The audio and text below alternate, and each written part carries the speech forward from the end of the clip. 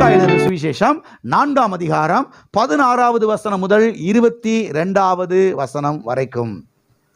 தாம் வளர்ந்த ஊராகிய நாசரேத்துக்கு அவர் வந்து தம்முடைய வழக்கத்தின்படியே ஓய்வு நாளில் ஜெப ஆலயத்திலே பிரவேசித்து வாசிக்க எழுந்து நின்றார். அப்பொழுது ஏசாயா தீர்க்கதரிசியின் புஸ்தகம் அவரிடத்தில் கொடுக்கப்பட்டது. அவர் புஸ்தகத்தை விரித்த போது, கர்த்தருடைய ஆவியானவர் என்மேல் இருக்கிறார், தரித்திரருக்கு சுவிசேஷத்தை பிரசங்கிக்கும்படி என்னை அபிஷேகம் பண்ணினார், இருதயம் நறுங்குண்டவர்களை குணமாக்கவும், சிறைப்பட்டவர்களுக்கு விடுதலையையும், குருடருக்கு பார்வையையும் பிரசித்தப்படுத்தவும், நொறுங்குண்டவர்களை விடுதலையாக்கவும், கர்த்தருடைய அனுக்கிரக வருஷத்தை பிரசித்தப்படுத்தவும் என்னை அனுப்பினார் என்று எழுதியிருக்கிற இடத்தை கண்டு வாசித்து புஸ்தகத்தை சுருட்டி பணிவிடைக்காரனிடத்தில் கொடுத்து உட்கார்ந்தார். ஜெப ஆலயத்தில் உள்ள எல்லாருடைய கண்களும் அவர் மேல் நோக்கமாயிருந்தது. அப்பொழுது அவர் அவர்களோட பேச தொடங்கி, உங்கள் காதுகள் கேட்க இந்த வேத வாக்கியம் இன்றைய தினம் நிறைவேறிற்று என்றார். எல்லாரும் அவருக்கு நற்சாட்சி கொடுத்து அவருடைய வாயிலிருந்து புறப்பட்ட கிருபையுள்ள வார்த்தைகளை குறித்து ஆச்சரியப்பட்டு, இவன் யோசேப்பின் குமாரன் அல்லவா என்றார்கள். இந்த வேத பகுதியிலே நாம் கவனிக்க வேண்டிய 4 வார்த்தைகள், நிறைய காரியங்கள் இருக்கிறது. ஆனால் இன்றைக்கு இந்த 4 காரியத்தை நாம் கவனிக்க போகிறோம். ஒன்று, கர்த்தருடைய ஆவியானவர் என்மேல் இருக்கிறார் என்று சொல்லுகிறார். இரண்டாவதாக, தரித்திரருக்கு சுவிசேஷத்தை, ஏழைகளுக்கு சுவிசேஷத்தை, வறுமைக்காரருக்கு சுவிசேஷத்தை, கடன்காரர்களுக்கு சுவிசேஷத்தை பிரசங்கிக்கும்படி அவர் என்னை அபிஷேகம் பண்ணினார் என்று சொல்லுகிறார். மூன்றாவதாக என்ன சொல்லுகிறார்? இந்த வேத வாக்கியம் இன்றைய தினம் நிறைவேறிற்று என்று சொல்லுகிறார். நான்காவதாக என்ன சொல்கிறார்? இங்க என்ன சொல்லப்பட்டிருக்கிறது? தம்முடைய வாயிலிருந்து புறப்பட்ட கிருபையுள்ள வார்த்தைகள் என்று. எப்படிப்பட்ட வார்த்தைகள்? எப்படிப்பட்ட வார்த்தைகள்? கிருபையுள்ள வார்த்தைகள் என்று இந்த வேத பகுதியில் சொல்லப்பட்டிருக்கிறது. சரி, இந்த 4 காரியத்தை இப்பொழுது நாம் கவனிக்கலாம். கர்த்தருடைய ஆவியானவர் என்மேல் இருக்கிறார் என்று இங்கே ஆண்டவராய் இயேசு கிறிஸ்து சொல்லுகிறாரே. சரி, கர்த்தருடைய ஆவியானவர் எதற்காக என்மேல் இருக்கிறார் என்று இங்கே மாம்சத்திலே வந்த இயேசு கிறிஸ்து சொல்லுகிறார்? பதில் சொல்லுங்க. எதுக்கு சொல்லுகிறார்? இங்கே சொல்லப்பட்டிருக்கிறது, கர்த்தருடைய ஆவியானவர் என்மேல் இருக்கிறார், தரித்திரருக்கு சுவிசேஷத்தை பிரசங்கிக்கும்படி. எல்லாம் சொல்லுங்க, தரித்திரருக்கு சுவிசேஷத்தை பிரசங்கிக்கும்படி. அப்ப கர்த்தருடைய ஆவியானவர் எதற்காக நமக்குள்ளே இன்றைக்கு வாசம் பண்ணுகிறார்? எதற்காக கர்த்தருடைய ஆவியானவர் அன்றைக்கு இயேசு கிறிஸ்துவோடு இருந்தார்? தரித்திரருக்கு சுவிசேஷத்தை பிரசங்கிப்பதற்காக, ஏழைகளுக்கு சுவிசேஷத்தை பிரசங்கிப்பதற்காக, வறுமைக்காரர்களுக்கு சுவிசேஷத்தை பிரசங்கிப்பதற்காக, கடன்காரர்களுக்கு சுவிசேஷத்தை பிரசங்கிப்பதற்காகத்தான் கர்த்தருடைய ஆவியானவர் என் மேலே இருக்கிறார் என்று என்ன செய்யப்பட்டிருக்கிறது? சொல்லப்பட்டிருக்கிறது. சரி, எதற்காக என்னை அபிஷேகம் பண்ணினார் என்று இங்கே ஆண்டவராய் இயேசு கிறிஸ்து சொல்லுகிறார். கர்த்தருடைய ஆவியானவர் என் மேல் இருக்கிறார் என்று சொல்லுகிறார். அடுத்து சொல்றாரு, கர்த்தருடைய ஆவியானவர் என்னை அபிஷேகம் பண்ணி இருக்கிறார் என்று சொல்லுகிறார். இப்ப நான் என்ன கேட்கிறேன்னா, எதற்காக என்னை அபிஷேகம் பண்ணினார் என்று சொல்லுகிறார்? எல்லாரும் இருக்கிறீங்களா? எதற்காக என்னை அபிஷேகம் பண்ணினார்? வானத்துக்கு பூமிக்கு 10 அடி குதிக்கிறதுக்கா? எல்லாம் இருக்கிறீங்களா? போயிட்டீங்களா? இன்னைக்கு அபிஷேகம் மாத்திரத்தில் பெந்தேகோஸ்தே வட்டாரத்தில் என்ன நடக்குது? பட பட பட பட படன்னு குதிக்கணும் மேலே கீழையும். பார்த்துருக்கிறீங்க? பார்க்கலையா? நீங்களாம் பார்க்கலையோ? நான் சின்ன வயசுலேருந்து பார்த்து வளர்ந்து வந்திருக்கிறேன். அபிஷேகம் சொன்ன உடனேயே என்ன பண்ணணும்? டம டம டமன்னு குதிக்கணும், உருளணும், பெறலணும், அடுத்தவங்க மேலே விழுந்து அங்கே இருக்கிற பைபிளெலாம் கிழிச்சு போட்டு, பாயெல்லாம் கிழிச்சு போட்டு என்ன செய்யணும்? வாந்தியெல்லாம் எடுத்து உருளலும் பெறலும் எங்க? சபைக்குள்ள. அபிஷேகம் உடனே கிறிஸ்தவ மக்களுடைய மைண்ட்ல என்ன வருது? குதிக்கணும், விழணும், டப்பு டப்புன்னு நினைச்சு கையை தட்டணும், உருளணும், கத்தணும். எல்லாம் இருக்கிறீங்களா? அபிஷேகத்தை நான் குறைச்சி பேசல, அபிஷேகத்தை நான் குறைச்சி பேசல. ஒரு காரியத்தை நீங்கள் புரிந்து கொள்ள வேண்டும், தெளிவாய் புரிந்து கொள்ள வேண்டும் என்று நான் விரும்புகிறேன். நல்லா கவனிங்க. நாம் அபிஷேகத்தை விசுவாசிக்கிறோம். நாம் நம்முடைய சபையில் அந்நிய பாஷையை பேசுகிறோம், வீடுகள் தோறும் அந்நிய பாஷையில இருந்து ஜெபிக்கிறோம். நம்ம அபிஷேகத்துக்கு எதிரானவர்கள் கிடையாது. ஆனால் ஒரு காரியத்தை நீங்கள் தெளிவாய் புரிந்து கொள்ள இந்த காலை வேளையிலே, அபிஷேகம் எதற்காக? அபிஷேகம் பல நோக்கத்துக்காக கொடுக்கப்பட்டிருக்கிறது. ஆனா ஒண்ணு மட்டும் நிச்சயம், வானத்துக்கு பூமி குதிக்கிறதுக்கு என்ன செய்யல. எல்லாம் இருக்கிறீங்களா, போயிட்டீங்களா? அபிஷேகம் பல நோக்கத்துக்காக என்ன செய்யப்பட்டிருக்கிறது? கொடுக்கப்பட்டிருக்கிறது. ஆமே. சரி, எதற்காக என்னை அபிஷேகம் பண்ணினார் என்று இங்கே சொல்லுகிறார்? தரித்திரருக்கு சுவிசேஷத்தை பிரசங்கிப்பதற்காக என்னை அபிஷேகம் பண்ணினார். ஏழைகளுக்கு சுவிசேஷத்தை பிரசங்கிப்பதற்காக என்னை அபிஷேகம் பண்ணினார். வறுமைக்காரருக்கு சுவிசேஷத்தை பிரசங்கிப்பதற்காக என்னை அபிஷேகம் பண்ணினார் என்று இங்கே சொல்லப்பட்டிருக்கிறது. அப்ப அபிஷேகம் எதற்காக? பல நோக்கத்துக்காக. அதுல ஒரு நோக்கம் என்ன? தரித்திரருக்கு சுவிசேஷத்தை என்ன செய்யணும்? பிரசங்கிக்கணும். நீங்க தரித்திரருக்கு சுவிசேஷத்தை பிரசங்கிக்கிறீங்களா? இல்ல வீட்டுக்குள்ளே முடங்கி கிடக்குறீங்களா? உங்களை நீங்களே அலசி ஆராய்ந்து பாருங்கள். நான் உண்டு, என் குடும்பம் உண்டு, நான் பாட்டுக்கு தோத்திரம் பண்ணி சாப்பிட்டு தூங்கிடுவேன். அப்படி இருக்கிறீங்களா? போய் தரித்திரருக்கு சுவிசேஷத்தை பிரசங்கிக்கிறீங்களா? ஏழைகளுக்கு சுவிசேஷத்தை பிரசங்கிக்கிறீங்களா? கடன்காரர்களுக்கு சுவிசேஷத்தை பிரசங்கிக்கிறீங்களா? பிரசங்கிக்கலைன்னா இன்றிலிருந்து ஸ்டார்ட் பண்ணுங்க. தரித்திரருக்கு சுவிசேஷத்தை பிரசங்கிக்கணும். ஆமென். வறுமையில கிடக்கிறவங்களுக்கு, தாட்சியில கிடக்கிறவங்களுக்கு, கடனுக்குள்ள கிடக்கிறவங்களுக்கு, கடன்காரர்களை கண்டு பயந்து ஓடிக்கொண்டிருக்கிறவங்களுக்கு நீங்க போய் தைரியமா சுவிசேஷத்தை என்ன செய்யணும்? பிரசங்கிக்க வேண்டும். ஆமென். என்ன சுவிசேஷத்தை பிரசங்கிக்க போறீங்க? இயேசு கிறிஸ்துவனுடைய தரித்திரத்தை எல்லாம் கல்வாரி சிலுவையில் சுமந்து தீர்த்திருக்கிறார். அதற்கு அடையாளமாய் முள்முடி ஏற்றுக்கொண்டார். தரித்திரம் என்கிற சாபத்தை இயேசு கிறிஸ்து ஏற்றுக்கொண்டார். ஆண்டவராய் இயேசு கிறிஸ்துவை நீங்கள் விசுவாசிப்பீர்கள் என்று சொன்னால், தரித்திரம் என்கிற சாபத்திலிருந்து ஆண்டவராய் இயேசு கிறிஸ்து முற்றிலுமாய் உங்களை விடுதலையாக்குவார் என்று இந்த சுவிசேஷத்தை நீங்க என்ன செய்யணும்? போய் மக்களுக்கு என்ன செய்யணும்? பிரசங்கிக்க வேண்டும், அறிவிக்க வேண்டும். சரி, ஏன், எதற்காக தரித்திரருக்கு சுவிசேஷத்தை பிரசங்கிக்க வேண்டும்? இதை கொஞ்சம் கவனிப்போம். கர்த்தருடைய ஆவியானவர் என் மேல் இருக்கிறார். எதற்காக? தரித்திரருக்கு சுவிசேஷத்தை பிரசங்கிப்பதற்காக. அவர் என்னை அபிஷேகம் பண்ணினார். எதற்காக அபிஷேகம் பண்ணினார்? தரித்திரருக்கு சுவிசேஷத்தை பிரசங்கிப்பதற்காக. கிளியர் ஆயிடுச்சா? ரைட். இப்ப ஏன், எதற்காக, என்ன காரணத்துக்காக தரித்திரருக்கு போய் சுவிசேஷத்தை அறிவிக்கணும்? எல்லாம் இருக்கிறீங்களா? எதற்காக சுவிசேஷத்தை தரித்திரருக்கு போய் அறிவிக்கணும்?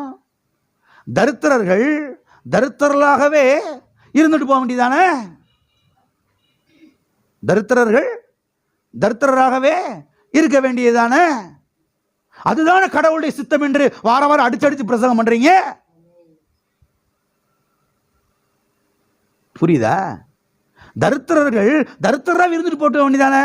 சபைக்கு என்ன பிரசங்கம் பண்றீங்க? நீ ஒண்ணுமில்லாம இருக்கணும், நீ ஏழையா இருக்கணும், நீ தாழ்ச்சியில தான் இருக்கணும், ஒரு ட்ரெஸ்ஸுக்கு 2 ட்ரெஸ்க்கு மேல அடிச்ச கூட 3ஆவது ட்ரெஸ் உனக்கு இருக்கக்கூடாது. அதைத்தானே பிரசங்கம் பண்றீங்க. அதான கடவுளுடைய சித்தம் சொல்றீங்க. பிறகு எதற்காக தரித்திரருக்கு சுவிசேஷத்தை பிரசங்கிக்க வேண்டும்? எத்தனை பேருக்கு கேள்வி புரியுது? கேள்வி என்னன்னா, எதுக்காக தரித்திரருக்கு சுவிசேஷத்தை பிரசங்கிக்கணும்? ஏன், எதற்காக தரித்திரருக்கு சுவிசேஷத்தை பிரசங்கிக்கணும் தெரியுமா? ஒவ்வொரு தரித்திரர்களும் ஐஸ்வர்யவான்களாய் ஆக வேண்டும். அதற்காகத்தான் என்ன செய்ய வேண்டும்? போய் தரித்திரருக்கு சுவிசேஷத்தை பிரசங்கிக்க வேண்டும். ஆமென். ஒவ்வொரு தரித்திரரும் ஐஸ்வர்யவான்களாய் ஆக வேண்டும் என்பதுதான் கடவுளுடைய சித்தமாய் இருக்கிறது. ஒவ்வொரு ஏழைகளும் செல்வந்தர்களாய் ஆக வேண்டும் என்பதுதான் கர்த்தருடைய சித்தமாய் இருக்கிறது. ஒவ்வொரு வறுமைக்காரர்களும் சீமான்களாய் மாற வேண்டும் என்பதுதான் கர்த்தருடைய சித்தமாய் இருக்கிறது. எனவேதான் இங்கே ஆண்டவராய் இயேசு கிறிஸ்து சொல்லுகிறார், கர்த்தருடைய ஆவியானவர் என் மேலே இருக்கிறார். கர்த்தருடைய ஆவியானவர் என்னை அபிஷேகம் பண்ணினார். எதற்காக? தரித்திரருக்கு சுவிசேஷத்தை பிரசங்கிப்பதற்காக. தரித்திராக இருந்துட்டு போக வேண்டியதானே? ஏன் தரித்திரருக்கு போய் சுவிசேஷத்தை பிரசங்கிக்கணும்? பிரசங்கிக்க வேண்டிய அவசியம் கிடையாது. அவங்க தரித்திரத்துலாம் இருக்குன்னு சொல்லி கடவுளை சித்தமா இருந்தா அப்புறம் எதுக்கு விழுந்து விழுந்து கால்நடையா நடந்து போய் சுவிசேஷத்தை பிரசங்கிக்கணும்? இயேசு கிறிஸ்துவை குறித்து நம்ம வாசிக்கிறோம். பட்டணங்கள் தோறும் போறாரு, கிராமங்கள் தோறும் போறாரு, நடந்தே போறாரு. சில சமயங்கள்ல போட்ல ஏறி அந்த பக்கத்துக்கு போறாரு, சில சமயங்கள்ல காடு மேடுகள்லாம் நடந்தே போறாரு சீசர்ல கூப்பிட்டுக்கிட்டு. எதுக்காக? சுவிசேஷத்தை அறிவிப்பதற்காக, தரித்திரருக்கு சுவிசேஷத்தை அறிவிப்பதற்காக. அப்ப அவங்கள தரித்திரா இருந்துட்டு போட்டோம், அதான் என்னுடைய சித்தம் அப்படின்னு சொல்லி அவர் பாட்டுக்கு இங்க கப்பர்நகூம்ல வீட்டுக்குள்ள இருந்திருக்கலாம்ல. இவ்வளவு வாஞ்சையா, இவ்வளவு தாகமா போய் தரித்திரருக்கு சுவிசேஷத்தை பிரசங்கிக்கணும். எதற்காக வென்றால் யாரும் தரித்திரா இருக்கக்கூடாது. ஆமென். யாரும் ஏழையா இருக்கக்கூடாது, யாரும் கடன்காரர்களா இருக்கக்கூடாது, எல்லாரும் நல்லா இருக்கணும், செல்வ செழிப்பா இருக்கணும். அதுக்காக தான் அவர் போய் என்ன செய்கிறார்? சுவிசேஷத்தை அறிவிக்கிறார். அப்ப ஆண்டவர் இங்க தெளிவாய் சொல்லுகிறார், கர்த்தருடைய ஆவியானவர் என் மேல் இருக்கிறார், அவர் என்னை அபிஷேகம் பண்ணி இருக்கிறார். எதற்காக? ஒவ்வொரு தரித்திரருக்கும் சுவிசேஷத்தை பிரசங்கிப்பதற்காக. அப்படி சுவிசேஷத்தை பிரசங்கிக்கும் பொழுது, அந்த சுவிசேஷத்தை அவர்கள் ஏற்றுக்கொள்ளும் பொழுது, அந்த தரித்திரர்கள் அவர்கள் ஐஸ்வர்யவான்களை என்ன செய்வார்கள்? மாறுவார்கள், செல்வந்தர்களாய் மாறுவார்கள். எனவேதான் நான் போய் தரித்திரருக்கு என்ன செய்கிறேன்? சுவிசேஷத்தை பிரசங்கிக்கிறேன் என்று அவர் இங்கே சொல்லுகிறதை நாம் பார்க்கிறோம். ஆமென். எனவே இங்கே நாம் காண்கிற காரியம் என்னவென்று சொன்னால், தரித்திரத்துக்கும் நம்முடைய தேவனுக்கும் எந்த சம்மதம் கிடையாது. தரித்திரத்தையும் நம்முடைய தேவனையும் சம்பந்தப்படுத்தி பேசுவது சுத்த அறிவீனமான ஒரு காரியம். ஆமென். ஏனென்றால் நம்முடைய தேவன் ஐஸ்வர்ய சம்பன்னர், அவர் வானத்துக்கு பூமிக்கும் சொந்தக்காரர், எல்லா வெள்ளிக்கும் எல்லா பொண்ணுக்கும் அவர் சொந்தக்காரர். ஆமென். எனவே தரித்திரத்தையும் நம்முடைய தேவனை என்ன செய்யக்கூடாது? இணைத்து பேசக்கூடாது, சம்பந்தப்படுத்தி பேச கூடாது. தரித்திரம் இருக்கக்கூடாது, தரித்திரெல்லாம் ஐஸ்வர்யவான்களாய் மாற வேண்டும் என்பதற்காகத்தானே அவர் போய் சுவிசேஷத்தை பிரசங்கிக்கிறாரு. யாருக்கு? தரித்திரருக்கு.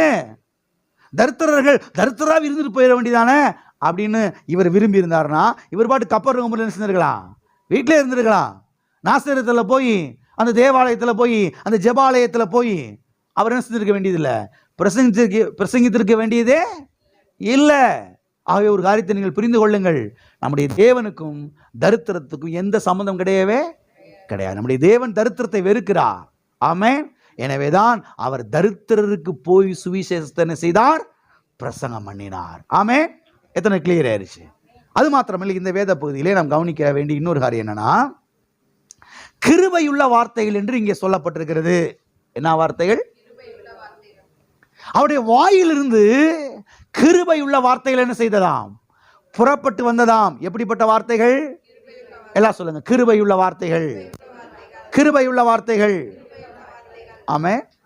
அந்த ஆலயத்தில் நிற்கிறாரு, ஏசாயா தீர்க்கதரிசன புஸ்தகம் கொடுக்கப்படுகிறது, வாசிக்கிறாரு, வாசிட்டு சொல்றாரு, இன்றைய தினம் இந்த வேத வாக்கியம் என்ன செய்தது? நிறைவேறிட்டுன்னு சொல்றாரு. அடுத்து பாருங்க, சொல்லப்பட்டிருக்கிறது, கிருபையுள்ள வார்த்தைகள் அவருடைய வாயிலிருந்து என்ன செய்தது? புறப்பட்டது. ஆமென். சாபமான வார்த்தைகள் புறப்படல, தரித்திரமான வார்த்தைகள் புறப்பட்டு வரல, முள்ளான வார்த்தைகள் புறப்பட்டு வரல, நொறுக்குகிற வார்த்தைகள் புறப்பட்டு வரல, ஒடுக்குகிற வார்த்தைகள் புறப்பட்டு வரல, இடித்து போடுகிற வார்த்தைகள் என்ன செய்யல? புறப்பட்டு வரல. கிருபையுள்ள வார்த்தைகள் என்ன செய்தது? புறப்பட்டு வந்தது. ஆமே. சில ஆட்கள் பாருங்க, ஒரே வார்த்தையில் ஆளவே நொறுக்கிடுவாங்க, நொறுங்கிடுவாங்க ஆட்கள். சில ஆட்கள், என்னங்க அப்படி ஆயிட்டீங்க? இல்லைங்க அப்படி, அவங்க அப்படி சொல்லிட்டாங்க என்னைய. அந்த வார்த்தை என்ன செய்யுது? ஆளவே. நீங்க பெரிய ஒரு உருளைக்கட்டை எடுத்துல மண்டையில் அடிக்க வேண்டிய அவசியம் இல்லை நொறுங்கிறதுக்கு. ஒரு வார்த்தையை விட்டா போதும், ஆளை என்ன செஞ்சிருவாங்க? அந்த குடும்பமே நொறுக்கிருங்க. எல்லாம் இருக்கிறீங்களா? இங்க சொல்லப்பட்டிருக்கிறது, கிருபையுள்ள வார்த்தைகள் அவருடைய வாயிலிருந்து என்ன செய்தது? உங்க வாயிலிருந்து எப்படிப்பட்ட வார்த்தைகள் புறப்பட்டு வருகிறது? உண்மையாவே தானா? கிருபையுள்ள வார்த்தைகள் புறப்பட்டு வருதா? ஒரு மனுஷனை சந்திக்கிறீங்க, ஒரு குடும்பத்தை பார்க்குறீங்க, ஒண்ணுமில்லாம போயிடுவ, அப்படி சொல்லக்கூடாது. ஒண்ணுமில்லாம தரிசா போயிருவீங்களே, தரிசா போயிருவீங்க. இப்படி என்ன செய்யக்கூடாது, சொல்லக்கூடாது. கிருபையுள்ள வார்த்தைகள் புறப்பட்டு வந்தது. அதனால தான் இயேசு கிறிஸ்துடைய பிரசங்கத்தை கேட்கறதுக்கு மக்கள் கூட்டம் கூட்டமாக ஓடினாங்க, வாஞ்சியா ஓடினாங்க. மகனே கலங்காதே, கர்த்தர் உன்னை இந்த தரித்திரத்தின் பாதையில் நடத்தி கொண்டிருக்கிறார்.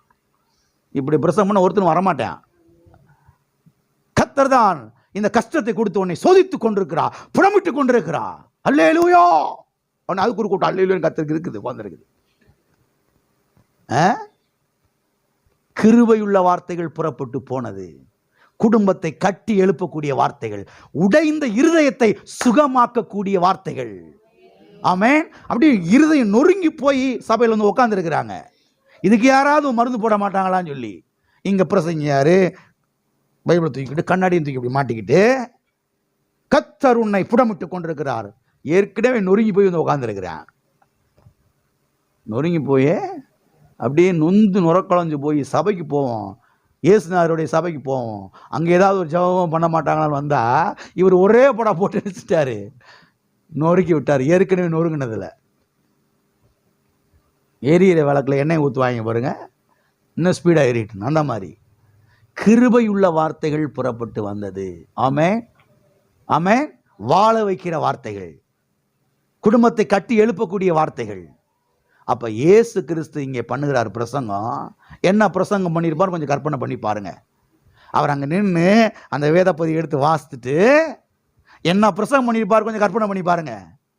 அன்னைக்கு அங்க வந்திருந்த அத்தனை குடும்பமும் வாழ்ந்திருந்திருக்கணும், செழிப்படைஞ்சிருக்கும், ஆமே, சுகமாயிருக்கும்.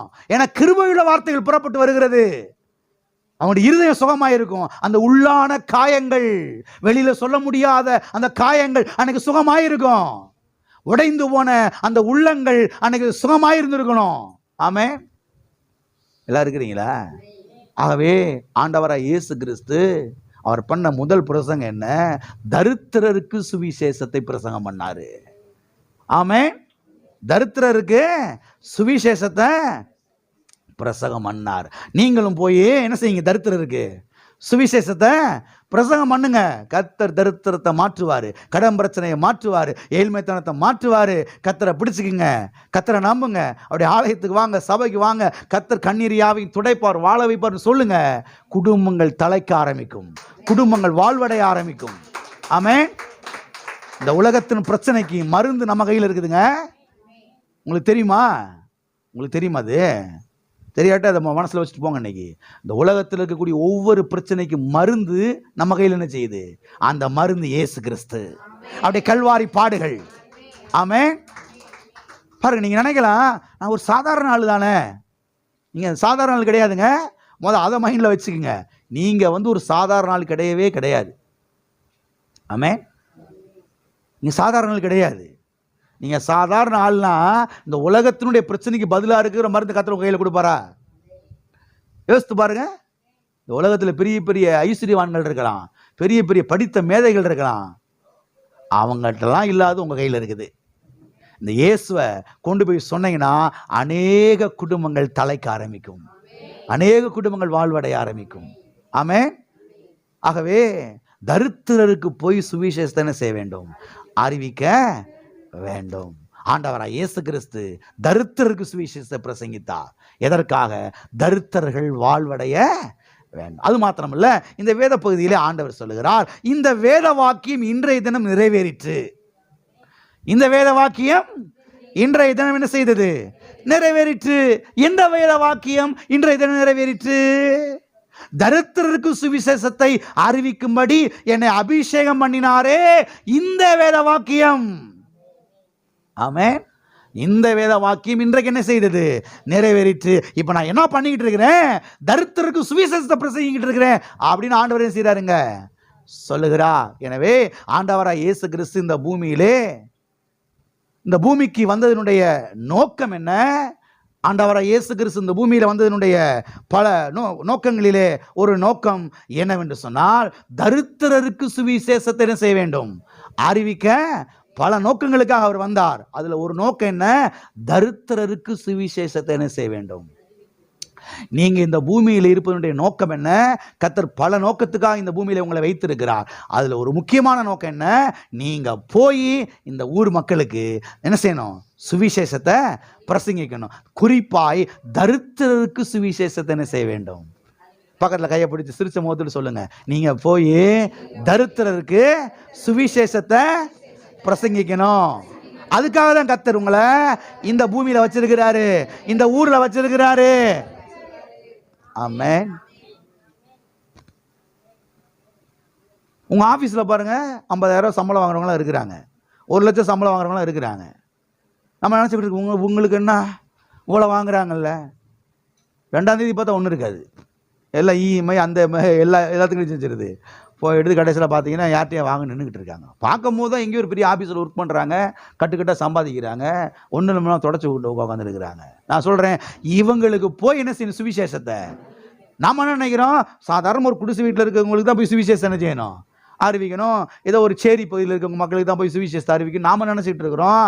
இல்லை, பெரிய பெரிய வீடுகளுக்குள்ள உள்ள உட்காந்துருக்கிறாங்க, ஆனால் கையில் ஒன்றும் இல்லாமல் உட்காந்துருக்கிறாங்க, வாங்கினதெல்லாம் கொண்டு போய் செஞ்சுட்டு இருக்காங்க, வட்டியை கட்டிக்கிட்டு இருக்கிறாங்க. அவங்களுக்கு இந்த சுவிசேஷம் தேவை, அவசியம். ஆமென். ஆகையால் பயப்படாம தைரியமா சுவிசேஷத்தை அறிவிங்க. ஆமென். இவங்கெல்லாம் பெரிய பணக்காரங்க, பெரிய வீட்டில் இருக்கிறாங்க, இவங்களுக்கு போய் இப்படி நம்ம ஆண்டவரை பற்றி சொல்றது, அவங்களுக்கு தான் ஆண்டவர் ரொம்ப தேவையா இருக்குது இப்போ. ஏன்னா எல்லா காடையும் கொண்டு போய் ஒப்படைச்சிட்டு எல்லா காடும் செய்து எங்கெங்கேயே கிடக்குது, அவன் வட்டிக்கார குட்டிக்கார கரெக்டாக பணம் விழுந்து அவன் எடுத்துடுறான். அதனால அவங்க ஒண்ணும் இல்லாமல் உட்காந்துருக்கிறாங்க. அவங்களுக்கு சுவிசேஷம் தேவை. தரித்திரருக்கு சுவிசேஷத்தை பிரசங்கிக்கும்படி கர்த்தர் என்ன செய்திருக்கிறார், அபிஷேகம் பண்ணியிருக்கிறார். ஆமென், ஆமென். உங்க மேலையும் அதே அபிஷேகம் தான் இருக்குது. இப்ப நீங்க போய் என்ன செய்ய, தரித்திரருக்கு சுவிசேஷத்தை அறிவிக்க வேண்டும். ஆமென். ஆகவே ஆண்டவர் தம் வளர்ந்த ஊரில் உள்ளவர்களுக்கு இங்கே அவர் சுவிசேஷத்தை அறிவித்தார். ஆமென். தம் வளர்ந்த ஊராகி நாசரேத்துக்கு அவர் வருகிறார். அங்க வந்து ஜெபாலயத்துக்கு போறாரு. அங்க போய் இந்த வேத பகுதி எடுத்து வாசிக்கிறாரு. வாசிட்டு அவர் சொல்றாரு, இன்றைய தினம் இந்த வேத வாக்கியம் என்ன செய்தது, நிறைவேறிற்று. அப்ப என்ன நடக்குது, தம் வளர்ந்த ஊர் மக்களுக்கு என்ன செய்யறாரு, சுவிசேஷத்தை என்ன செய்யறாரு, பிரசங்கிக்கிறாரு. நான் சொல்றேன், நீங்க உங்க சொந்த பந்தங்களுக்கு, உங்க உறவினர்களுக்கு என்ன செய்யணும், சுவிசேஷத்தை அறிவிக்கணும். குறிப்பாய் தரித்திரருக்கு சுவிசேஷத்தை என்ன செய்யணும், பிரசங்கிக்க வேண்டும். ஆமென். அது இன்றைய தினம் நிறைவேறினது என்று ஆண்டவர் இங்கே சொல்லுகிறதை நாம் பார்க்கிறோம். ஆகவே ஆண்டவரை இயேசு கிறிஸ்து இந்த பூமியிலே அவர் வந்ததனுடைய நோக்கம் என்ன, கர்த்தருடைய ஆவியானவர் அவரோடு கூட இருந்ததனுடைய நோக்கம் என்ன, பரிசுத்த ஆவியானுடைய அபிஷேகம் அவர் மேல் இருந்ததனுடைய நோக்கம் என்ன, தரித்திரருக்கு சுவிசேஷத்தை செய்வதற்காக, பிரசங்கிப்பதற்காக. உங்களோடு கர்த்தருடைய ஆவியானவர் இருக்கிறார், உங்க மேலே பரிசுத்த ஆவியானுடைய அபிஷேகம் இருக்கிறது. அதனுடைய நோக்கம் என்ன, போய் தரித்திரருக்கு சுவிசேஷத்தை என்ன செய்ய வேண்டும், பிரசங்கிக்க. எத்தனை பேர் பிரசங்கிக்கலாம் நினைக்கிறீங்க? ஆமென்.